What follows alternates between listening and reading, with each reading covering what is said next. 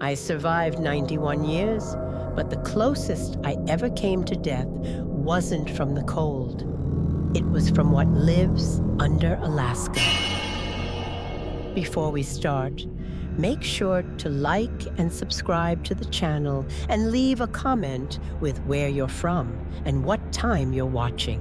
I am 91 years old now, and most of my memories have begun to blur together like watercolors left out in the rain. But what happened to me in Alaska, I still remember as if it were yesterday. 3 unimaginably terrifying stories, 3 winters that still make my insides tremble. 3 winters that taught me the wilderness doesn't just kill you with cold. Sometimes it plays with you first.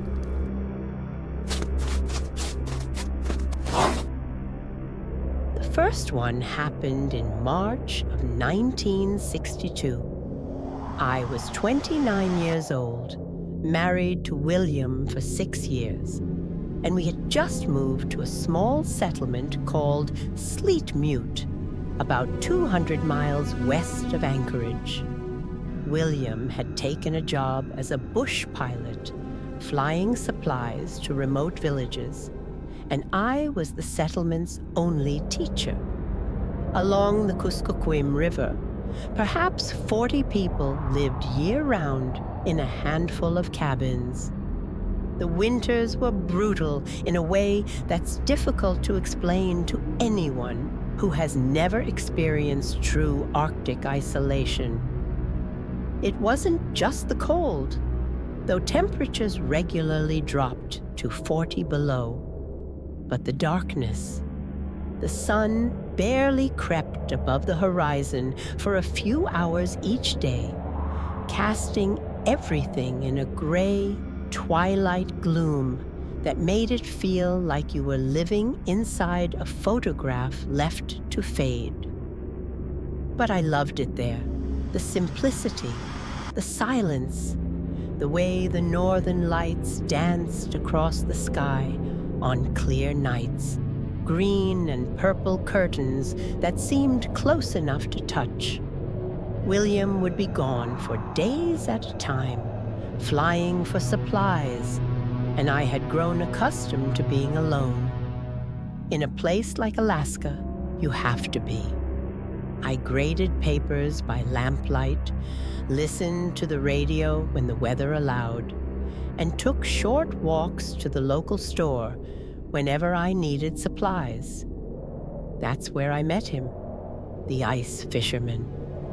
It was a Tuesday afternoon, sometime around 3 o'clock, which meant the sun was already beginning to set. I know that sounds strange, but there were days when simply having daylight until 3 felt like a gift. I had finished teaching for the day, just 5 students, ages 6 to 12, and decided to clear my head by walking down to the frozen river. Some of the local men had been ice fishing there all week, drilling holes through nearly 10 feet of ice and dropping their lines in to catch pike and grayling. It was one of the few real pleasures Alaska offered. When I arrived, the river was deserted. The fishing holes were still there, dark circles in the endless white. But all the fishermen had gone home. All but one. Would you have walked closer or turned back right there? Tell me in the comments. About 50 meters away, completely motionless, a figure stood staring down into one of the holes.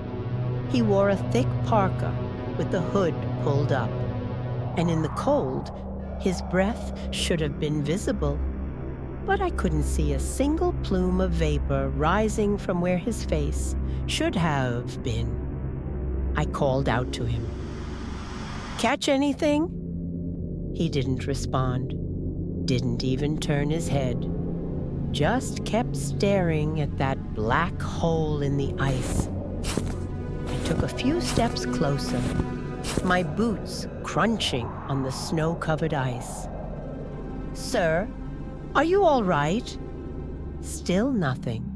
But then, slowly, he raised his right arm and pointed down at the hole. The movement was stiff, mechanical, like a figure in a wind-up toy box. Something about that gesture made my stomach clench. I stopped walking. "Do you need help?" My voice sounded small, swallowed by the vast white emptiness around us. This time, he turned to face me. The movement was wrong, too smooth, too fluid, like his body was floating rather than pivoting on legs. Even from that distance, I could see that his face was completely shadowed inside the hood. Just darkness where features should have been. He pointed at the hole again. Then he pointed at me. Every instinct I had screamed at me to run, but I was frozen in place, watching as he began to walk toward me. Not a normal walk. His feet didn't seem to be touching the ice. He glided across the surface, closing the distance between us with impossible speed. I finally broke free of whatever had paralyzed me and ran. My boots slipped on the ice, and I went down hard on my knees, the impact sending a shock of pain up my legs. I scrambled to get up, looking back over my shoulder. He was standing right where I'd fallen, right over me, close enough that I should have been able to see his face. But there was still nothing inside that hood, just absolute blackness. And then he spoke. The voice didn't come from where his mouth should have been. It came from all around me, from the ice itself, vibrating up through my bones. "Look down." I didn't want to. God, I didn't want to. But my head turned on its own, drawn by something stronger than my will. And I looked down at the ice beneath me. There was something under there, a face pressed up against the underside of the ice, staring up at me through 3 feet of frozen river water. A woman's face, pale and bloated, her mouth open in a silent scream, her eyes wide and clouded, and she was moving. Her hands came up, pressing against the ice from below. Her fingers splayed like she was trying to push through. Her mouth moved, forming words I couldn't hear. I screamed and rolled away, finally finding my feet. When I looked up, the figure in the parka was gone, just gone, like he'd never been there at all. But I could still hear that voice echoing across the empty river. "Look down! Look down! Look down!" I ran all the way back to the settlement, bursting into the community store, wild-eyed and breathless. The owner, a grizzled old man named Lars, who'd lived in Alaska for 40 years, took one look at me and knew something was seriously wrong. I told him everything. The man on the ice, the face beneath the surface, the voice that seemed to come from nowhere and everywhere at once. Lars's expression went grim. He closed the store immediately, grabbed his rifle, and rounded up 3 other men, They made me stay behind while they went down to the river to investigate. They found the fishing hole I'd described. They found my boot prints in the snow and the place where I'd fallen. But they didn't find any other tracks. No footprints leading to or from the spot where the figure had been standing. And when they chopped through the ice where I'd seen the face, they found something that made me sick to my stomach when they told me about it later. A body, a woman's body, wedged under the ice, probably carried there by the current and trapped when the river froze solid in November. She'd been there for months. The settlement's unofficial sheriff, a man named Bill Patterson, identified her from the clothing. Her name was Susan Kimball. She'd been a nurse at a clinic in Russian Mission, about 80 miles upriver. She'd gone missing in late October after visiting a patient in a remote cabin. Search parties had looked for weeks, but found nothing. The thing that haunted me then, and still haunts me now, was what Bill said when he came to talk to me that evening. "Margaret," he said, sitting in my small cabin with his hat in his hands, "Susan went through the ice right around where you were standing today. We think she tried to get help, tried to break through. But the ice was too thick. She probably survived under there for hours before—" He didn't finish the sentence. He didn't have to. "The man you saw," I whispered. What was he? Bill looked at me for a long moment. "We've got stories up here. Old stories from before the white settlers came. The Yupik people, they talk about things that live in the spaces between the ice and the water, between life and death. They say sometimes, when someone dies in the river, something comes to mark the spot, to warn others away. Or to pull them in," I said. Bill didn't disagree. I never went back to that spot on the river. And for the rest of that winter, whenever I had to cross the frozen waterways around Sleet Mute, I kept my eyes up, never looked down at the ice beneath my feet, because I was terrified of what I might see looking back. William and I left Alaska that summer. He found work in Washington State, flying for a logging company. I taught at a regular school with heating that actually worked, and students who could go outside for recess without risking frostbite. But sometimes, on winter nights, when the temperature drops and ice forms on the windows, I dream about that face under the ice. And in the dreams, she's not alone anymore.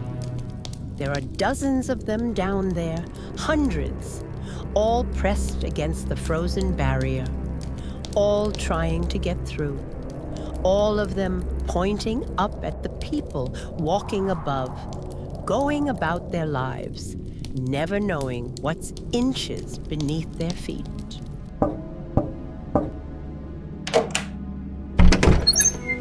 The second winter I need to tell you about happened 23 years later, in January of 1985. I was 52 years old then, and I was a widow. William had passed away 3 years earlier from a heart attack, and I had spent the last 20 years teaching in Seattle. My daughter Linda had just gotten married, and my son Robert was finishing medical school. I was growing tired of loneliness and city life, and I thought spending the winter somewhere away from it all might be a good idea. That's when I saw the advertisement on the back page of a nature magazine. The Alaska Department of Fish and Game was looking for volunteer wildlife observers to record animal movements and weather conditions at remote monitoring stations for 6 weeks. I already had experience with Alaska. Housing and meals were provided, along with a small stipend. No prior experience was required, just the ability to follow basic data collection protocols and tolerate extreme isolation. And after William's death, my tolerance for loneliness had grown considerably. I don't know what truly compelled me to apply. Maybe it was the grief and emptiness I felt after losing William. Maybe it was what people call empty nest syndrome. Or maybe, deep down, I wanted to prove to myself that I was no longer afraid of Alaska, that what had happened in Sleet Mute was a one-time incident, an anomaly I could leave behind. They assigned me to 7th Station, a small cabin located about 40 miles northeast of Fairbanks, accessible only by snowmobile or helicopter. When the helicopter dropped me off at 7th Station on January 8th, I realized this assignment wouldn't be easy. But my confidence was intact. They had left me with enough supplies to last 2 months. The provisions included canned food, propane for the heater and stove, batteries, a weather radio, and a 2-way radio for daily communication with the main station in Fairbanks. The cabin was basic but functional. One room, maybe 15 by 20 feet, with a wood stove, a narrow bed, a small table, and shelves stocked with field guides and data collection logs. A tiny attached shed held the generator, fuel, and emergency supplies. There were 2 windows, both double-paned and sealed tight against the cold, and a heavy door that opened inward with 3 deadbolts. The ranger who briefed me before the drop-off was a woman in her 30s named Karen. She was professional and thorough, explaining the daily routines, the radio protocols, and the emergency procedures. But as the helicopter was preparing to leave, she grabbed my arm and said something that stuck with me.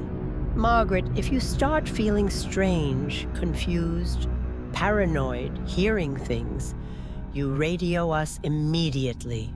Don't wait. Don't try to tough it out.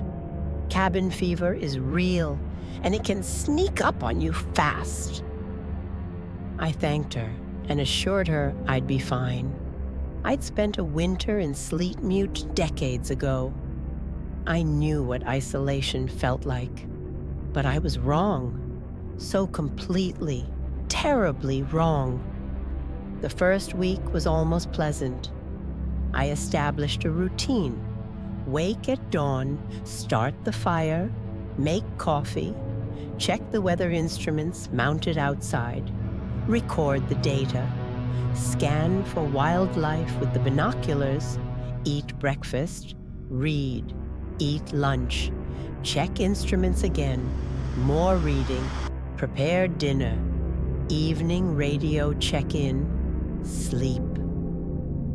The days were short, only about 5 hours of dim daylight, but I had a good supply of books and a battery-powered lamp. The radio check-ins happened every evening at 7 o'clock sharp.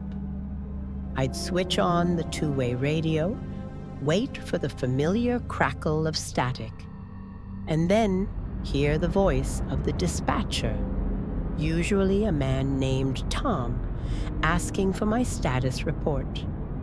I'd give him the weather data, report any wildlife sightings, mostly ptarmigan and a few distant caribou, and confirm I had everything I needed.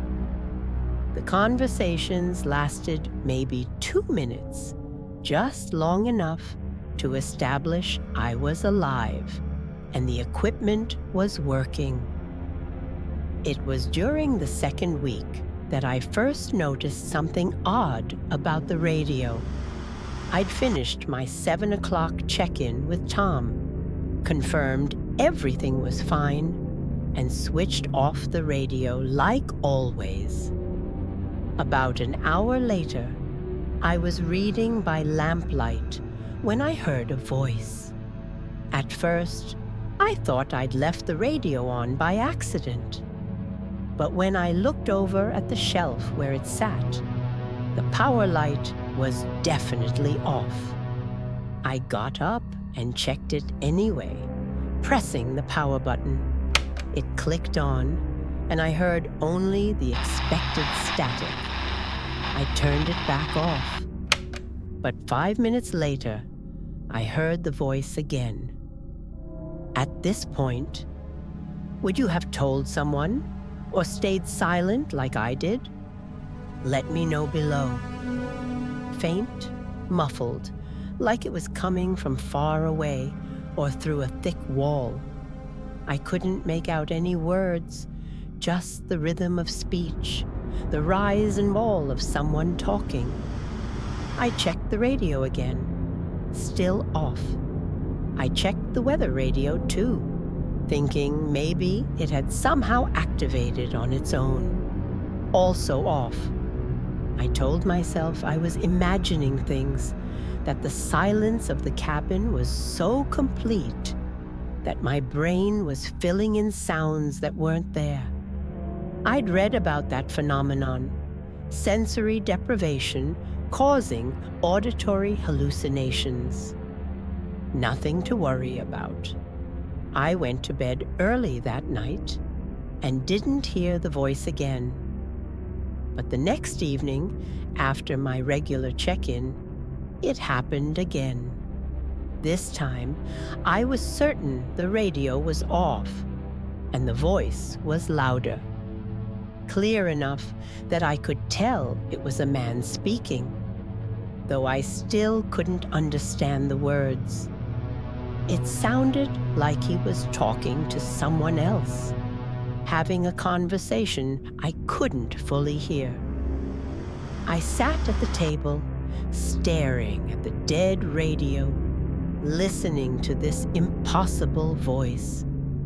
It went on for maybe 3 minutes, then stopped abruptly, like someone had hung up a phone.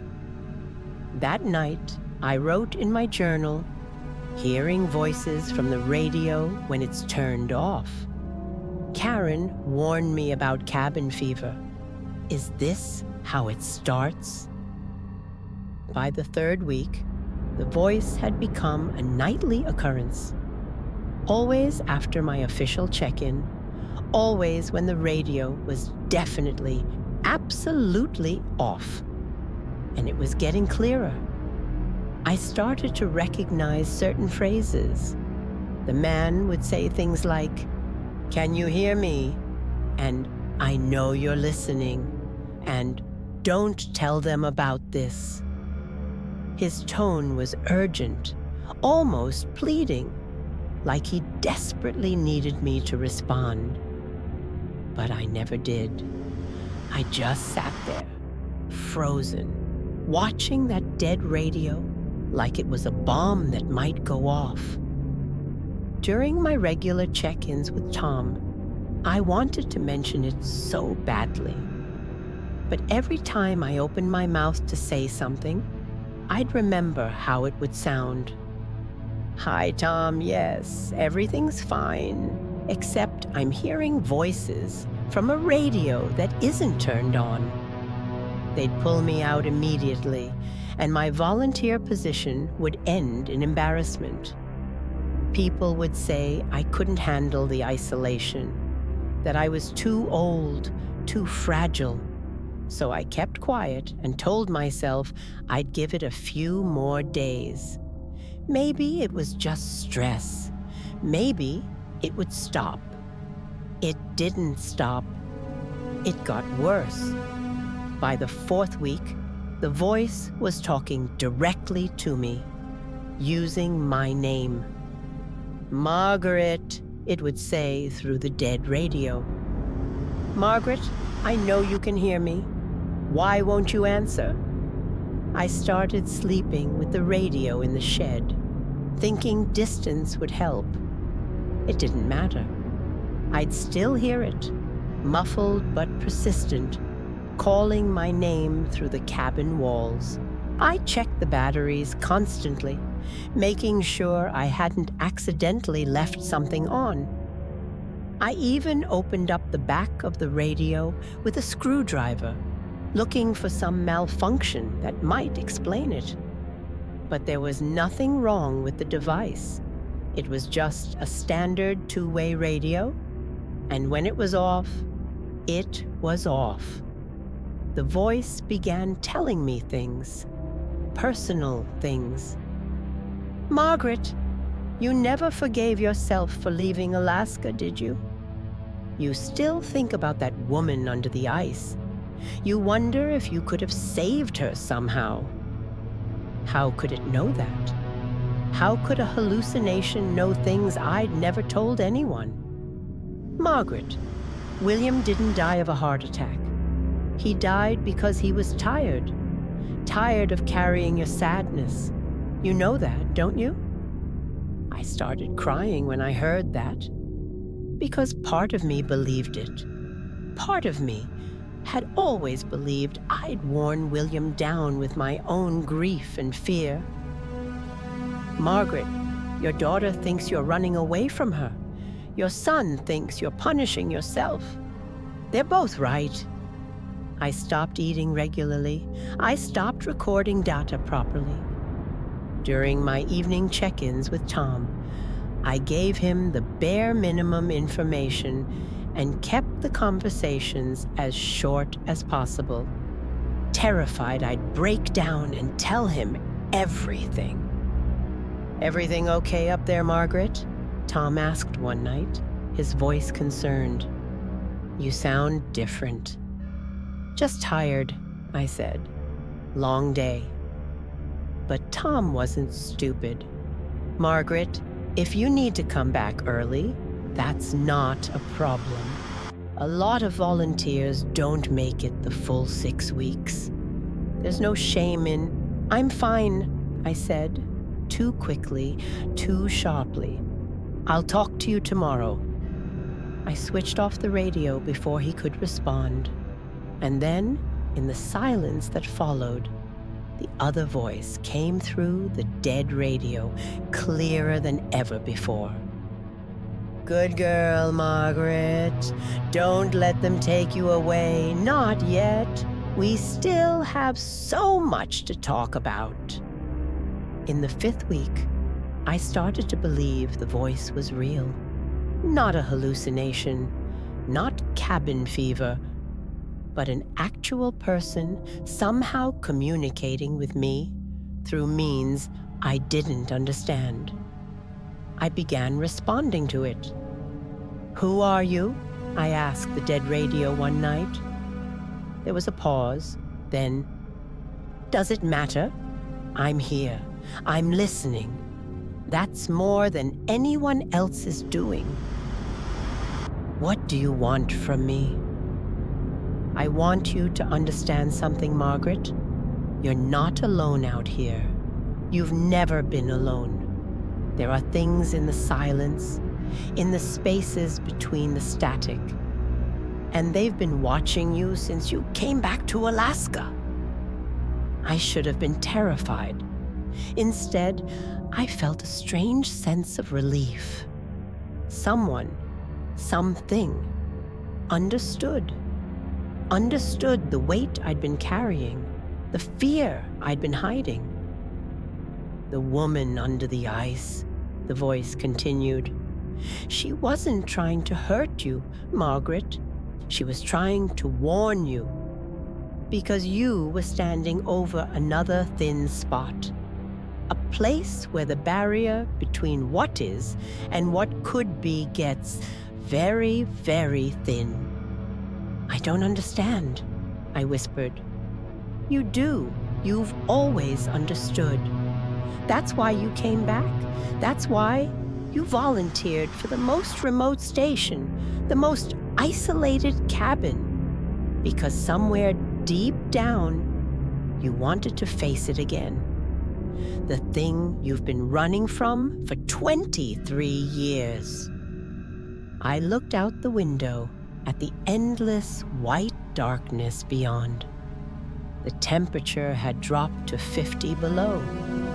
Nothing should be alive out there. Nothing should survive. But I heard footsteps in the snow outside the cabin.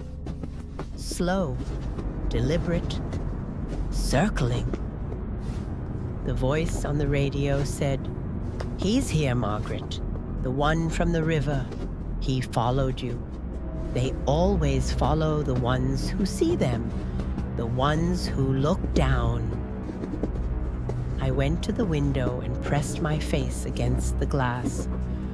In the dim light from the cabin, I could see fresh tracks in the snow. Boot prints circling the cabin in a perfect spiral, getting closer with each rotation.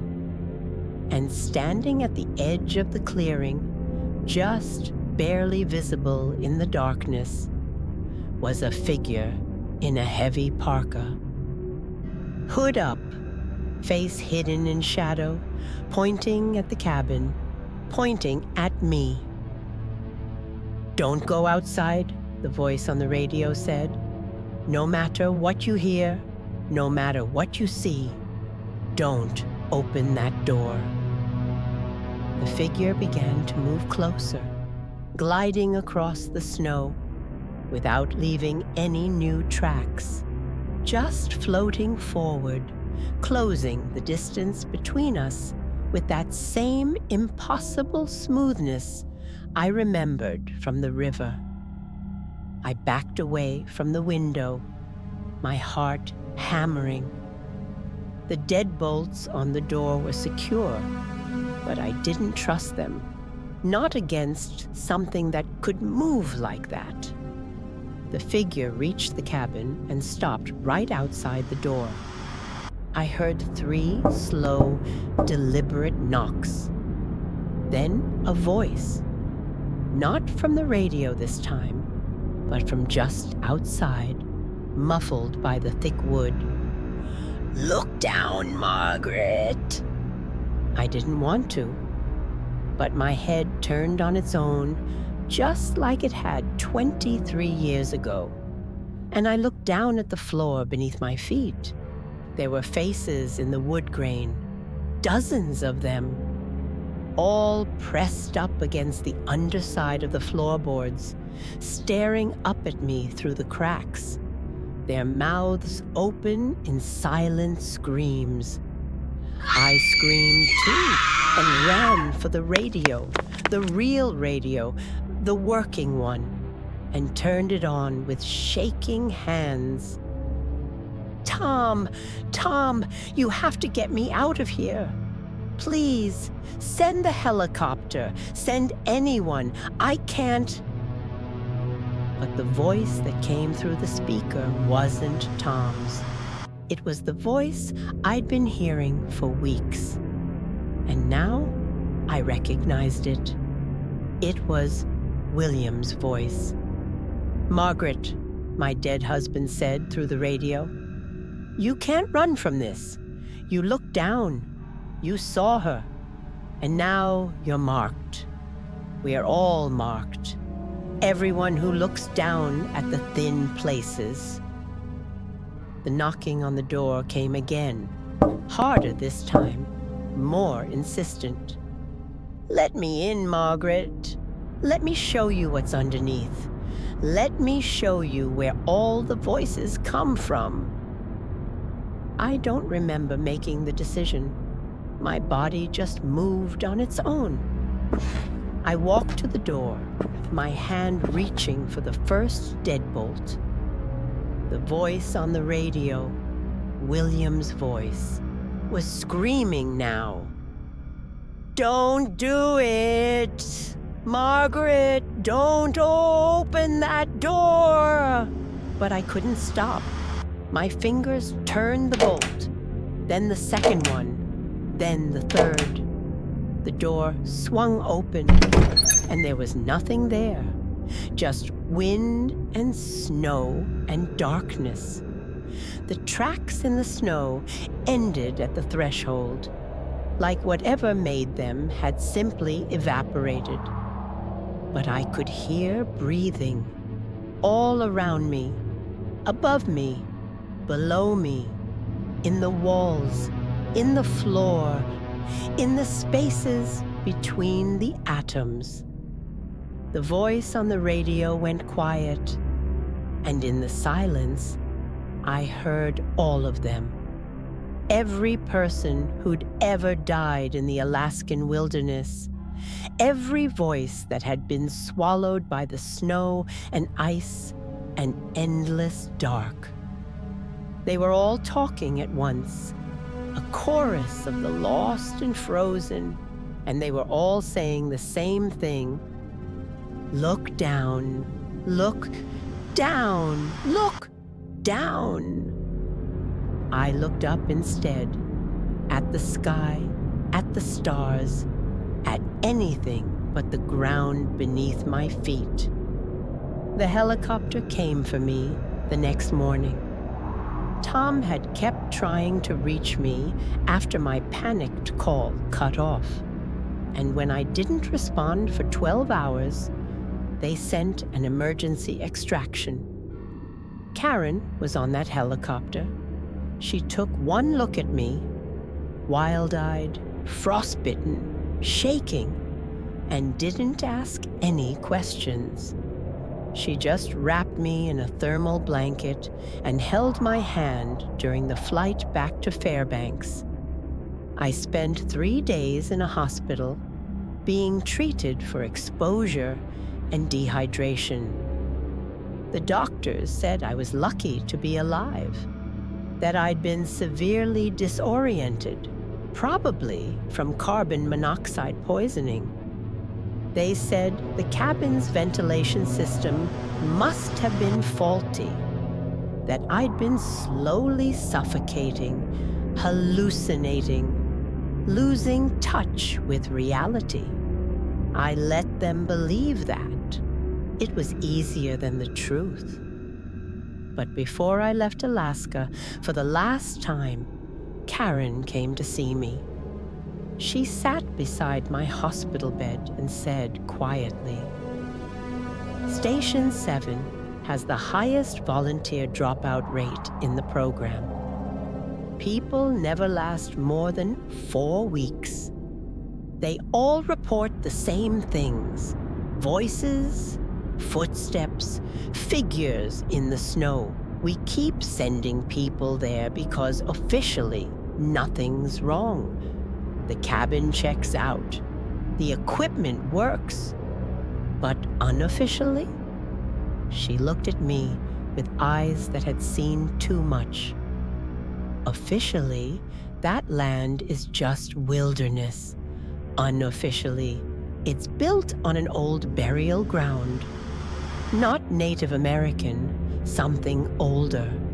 Something that was here before humans had names for death. And sometimes, when you spend too long in places like that, the barrier gets thin. Thin enough to hear what's on the other side." "Why didn't you warn me?" I whispered. "Would you have believed me?" She was right. I wouldn't have. Karen stood to leave, then paused at the door. "Margaret, the radio in your cabin, we checked it after we brought you back. The battery was dead. Had been dead for at least 2 weeks." She left before I could respond. I flew back to Seattle that afternoon and never set foot in Alaska again. But sometimes, late at night, when the house is quiet and I'm alone with my thoughts, I hear a voice, faint, distant, like it's coming from very far away. It's William's voice, and he's calling my name. And I know, with absolute certainty, that he's not calling from heaven or hell or any place the living understand. He's calling from underneath, from the thin places, from the spaces between. And someday, when my own time comes, I'll finally look down and see what he's been trying to show me all along.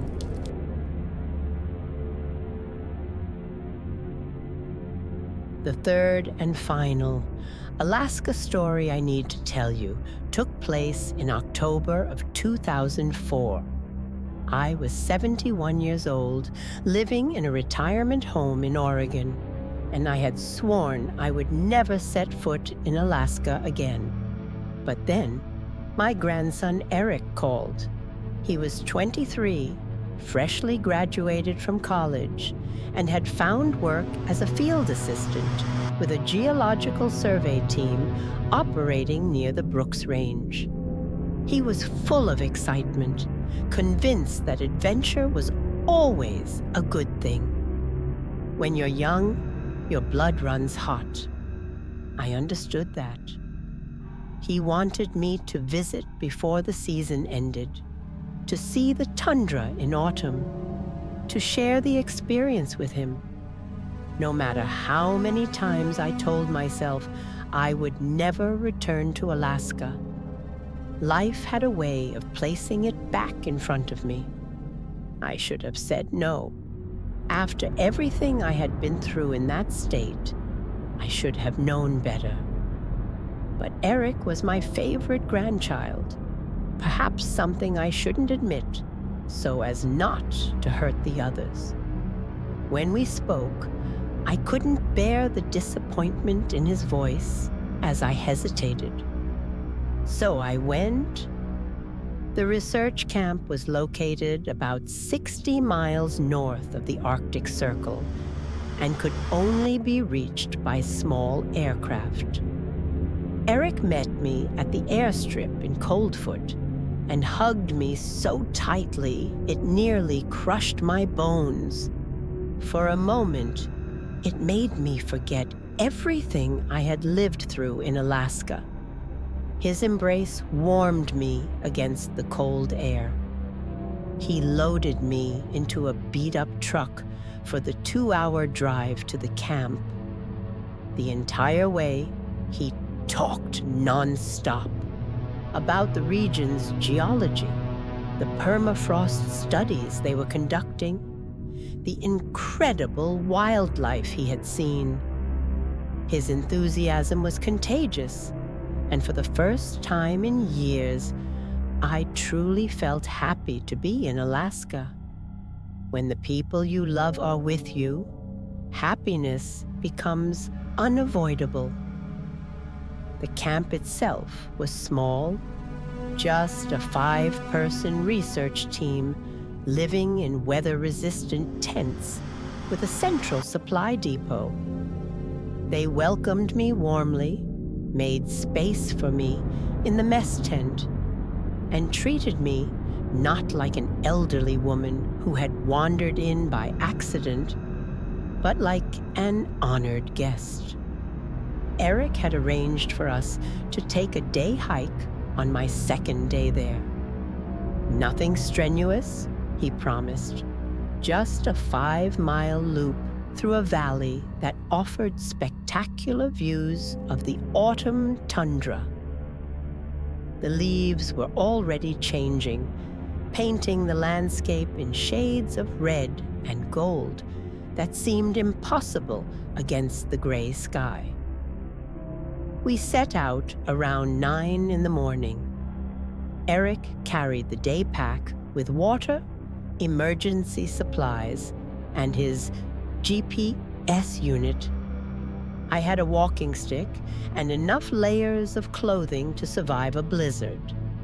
The weather was cold but clear, maybe 35 degrees, with just enough wind to make our cheeks sting. For the first hour, everything was perfect. Eric pointed out animal tracks, caribou, wolf, Arctic fox, and explained the geological formations we passed. We stopped frequently so I could catch my breath and take photographs. The tundra stretched out around us in every direction, vast and empty and beautiful in a way that made your chest ache. Around 11 o'clock, we reached the halfway point, a small ridge overlooking a valley carved by an ancient glacier. Eric wanted to take some measurements, so we stopped for an early lunch. I sat on a flat rock, drinking tea from a thermos, watching a golden eagle circle overhead. That's when I noticed the silence. It wasn't the normal quiet of wilderness. It was something else, something absolute. The wind had stopped. The eagle had disappeared. Even the sound of Eric working behind me seemed muffled, like someone had wrapped the entire world in cotton. "Eric," I said, turning around, "do you hear that?" He looked up from his equipment. "Hear what?" "Exactly. Nothing. There's no sound at all." He paused, listening. Then he shrugged. "Sometimes it gets like this in open country. No trees to catch the wind. It's actually kind of cool, right?" But it didn't feel cool. It felt wrong. I stood up, suddenly anxious to keep moving. "Maybe we should head back." Eric checked his watch. "We're making good time. You sure you don't want to see the waterfall? It's only another mile."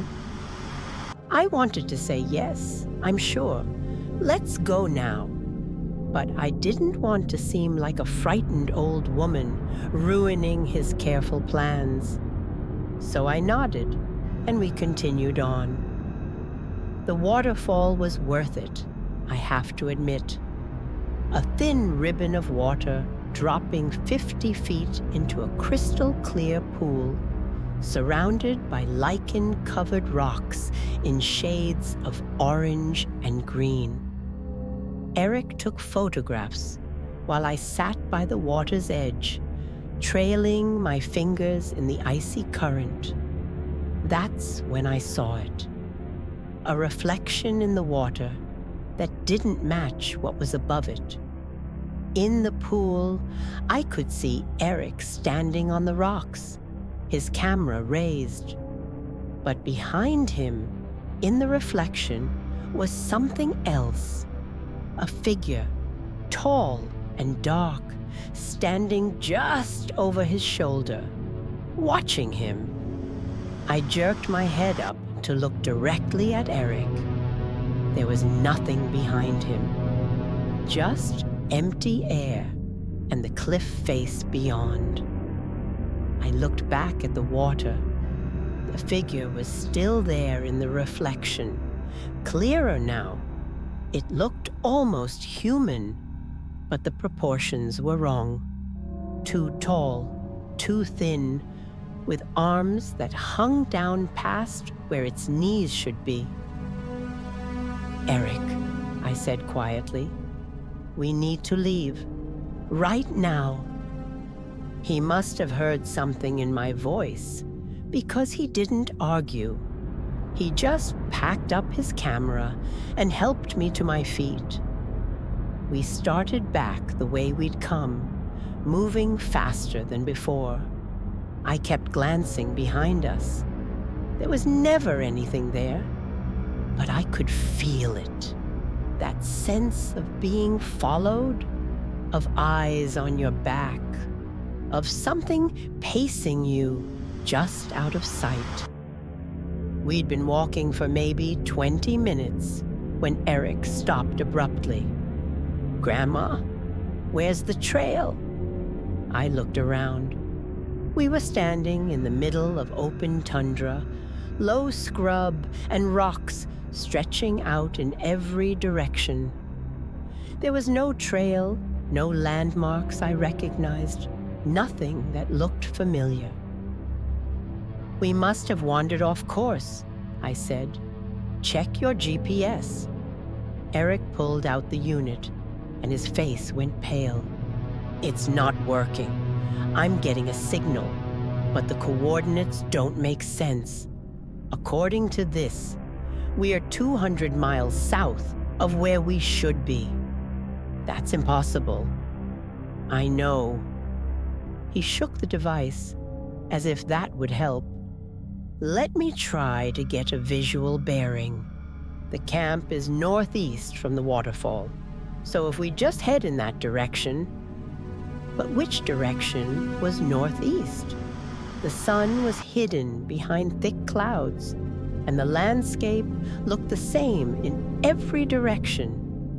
We could be walking in circles and never know it. Eric made a decision. "Okay, we'll head that way." He pointed to what looked like a slight rise in the terrain. "Get to higher ground. See if we can spot any landmarks." We walked for another hour. The rise never seemed to get any closer.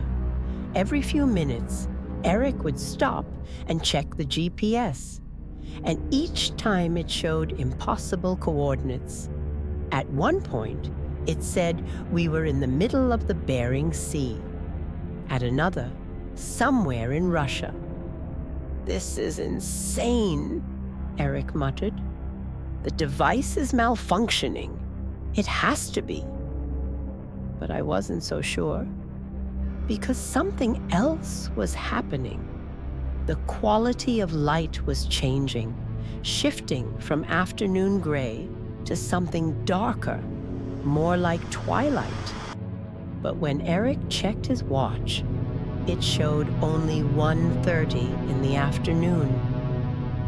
"My watch must have stopped," he said, shaking it. But the second hand was still moving. Or maybe I said it wrong this morning. We kept walking. The twilight deepened, even though it shouldn't have. The temperature dropped rapidly, our breath visible in clouds that seemed too thick, too solid. And then I saw the figures. They were in the distance, maybe half a mile away. 7 or 8 of them, standing in a perfect line, facing us. Too far away to make out details, but I could see they were tall. Very tall. "Eric, do you see that?" He followed my gaze. "Is that the survey team? Did they come looking for us?" But even as he said it, I knew that wasn't right. The figures were spaced too evenly, standing too still, and they were all the exact same height, the exact same build. "We should go toward them," Eric said. "If it's not our team, maybe it's another expedition." "No!" I grabbed his arm. "We need to go the other direction." "Grandma, we're lost. We need help." "Not from them. Trust me, Eric. Please." Something in my face must have convinced him, because he nodded and we turned away from the figures.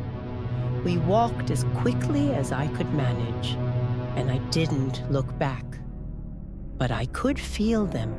I could feel them turning to watch us, to track our movement. The twilight became darkness, full darkness, like midnight, even though Eric's watch insisted it was only 2 o'clock in the afternoon. He pulled out his flashlight, and the beam seemed weak, swallowed by the black air around us. "This doesn't make sense," Eric kept saying.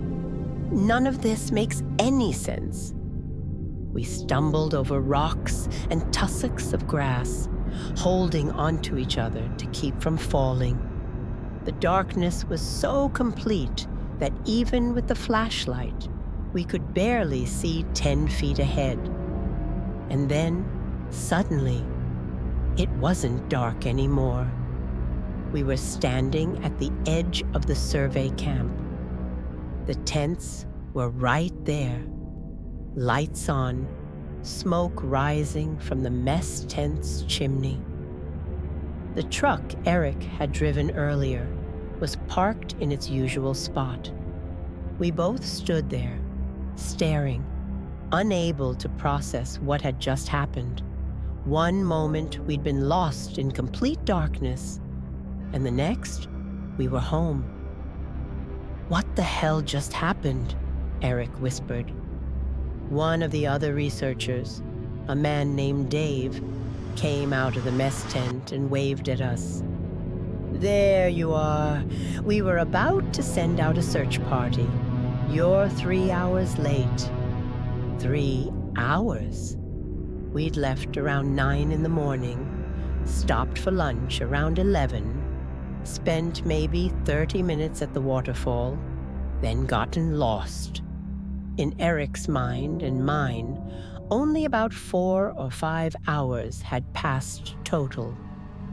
But when Dave showed us his watch, it read 6:45 in the evening. We'd been gone nearly 10 hours. Eric tried to explain. "We got turned around, and the GPS stopped working, and it got dark." Dave laughed. "Dark? It's been clear all day. Beautiful afternoon." He gestured at the sky, which still showed the gray light of late Arctic afternoon. "Where the hell did you two go?" We couldn't answer that, because we didn't know. That night, lying in my sleeping bag, I couldn't sleep. I kept thinking about those hours we couldn't account for. The impossible darkness, the figures standing in a line, the reflection in the water that showed something that wasn't there. Eric was convinced there was a rational explanation. Equipment malfunction, disorientation, maybe mild hypothermia affecting our perception. But he couldn't explain why his GPS had logged our position as stationary for 6 hours, even though we'd been walking the entire time. He couldn't explain why neither of us remembered anything between the darkness falling and suddenly being at the camp. I left Alaska 2 days later, and I never discussed that hike with Eric again. He went on to have a successful career in geology, got married, had kids of his own. But I noticed he never took another job in Alaska, never went back to the Brooks Range. And sometimes, late at night, he calls me. He doesn't say why. We just talk about normal things. His family, my health, the weather. But I know what he's really calling about. He's calling because he had the dream again. The one where we're still out there on that tundra, walking in circles, and the figures are getting closer, and the darkness never lifts. If these Alaska stories stayed with you, subscribe New horror stories arrive every few nights, and some places should never be revisited.